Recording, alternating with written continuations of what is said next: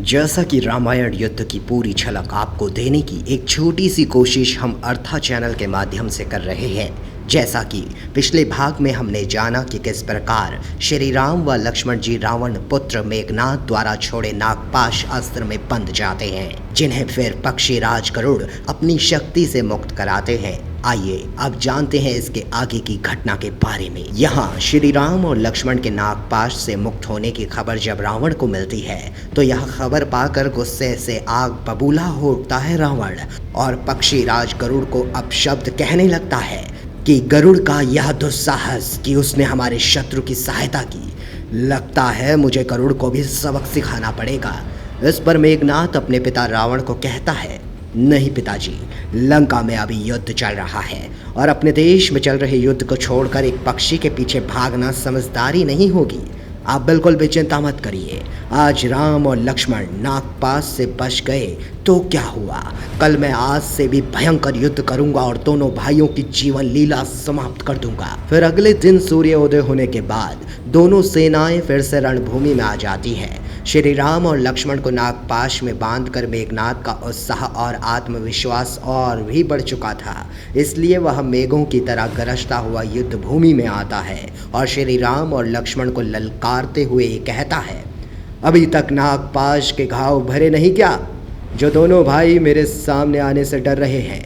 कल सौभाग्य से तुम दोनों मेरे नागपाश अस्त्र से तो बच गए, लेकिन आज नहीं बच पाओगे। मेघनाद की ललकार सुनते ही लक्ष्मण जी गुस्से से आग बबूला हो उठते हैं और श्री राम से युद्ध में जाने के लिए आज्ञा मांगते हैं। लेकिन पिछले दिन के युद्ध में श्री राम जी मेघनाद की रणनीति को समझ चुके थे, इसलिए वे लक्ष्मण को सावधान तथा सचेत रहकर युद्ध करने का परामर्श देकर युद्ध में जाने की आज्ञा दे देते हैं। फिर लक्ष्मण और मेघनाद युद्ध के मैदान में फिर से आमने सामने आ जाते हैं और दोनों वीर कुमारों में फिर से युद्ध शुरू हो जाता है। दोनों योद्धा एक दूसरे पर तीखे बाणों से प्रहार कर रहे थे तथा एक दूसरे के बाणों को काट रहे थे। दोनों के बीच में लंबे समय तक युद्ध चलता रहता है, लेकिन उसका कोई परिणाम नहीं निकलता है। कभी लक्ष्मण जी का पलड़ा भारी होता है तो कभी मेघनाद का। पूरे दिन युद्ध लड़ते लड़ते शाम हो जाती है और शाम होते ही हमेशा की तरह मेघनाद अपनी असुरी विद्या का प्रयोग करके लड़ने लगता है। मेघनाद अपनी माया से अदृश्य होकर युद्ध करने लगता है। अदृश्य होने के बाद मेघनाद लक्ष्मण पर सभी दिशाओं से बार बार तीरों की बरसात कर रहा था, जिससे लक्ष्मण जी विचलित हो जाते हैं।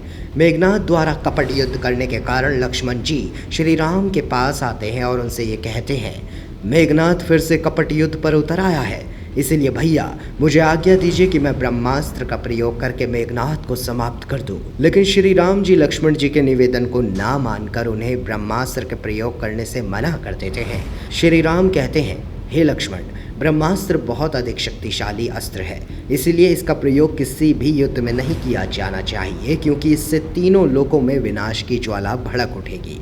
इससे बेहतर ये होगा कि तुम आज मेघनाद से युद्ध मत करो। लेकिन इधर मेघनाद बार बार लक्ष्मण को ललकारते हुए कहने लगता है, क्या हुआ लक्ष्मण, मेरा सामना करने की हिम्मत नहीं है जो मैदान छोड़कर भाग गए? अगर तुम सच में श्री राम के भाई हो तो आओ और मेरा सामना करो। तब लक्ष्मण जी को और भी क्रोध आ जाता है और वे श्री राम के मना करने पर भी नहीं मानते और वापस रणभूमि में लौट जाते हैं और मेघनाद से युद्ध करने लगते हैं।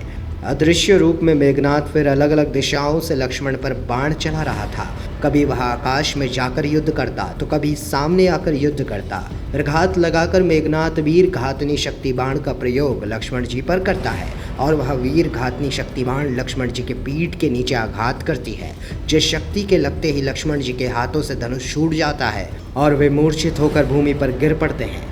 दोस्तों, मेघनाद द्वारा छोड़ा ये वह शक्ति बाण है जिसके कारण लक्ष्मण जी की जान पर बनाई थी। अब लक्ष्मण की जान किस प्रकार बच पाएगी, ये जानने के लिए इस श्रृंखला का अगला भाग देखना मत भूलिएगा।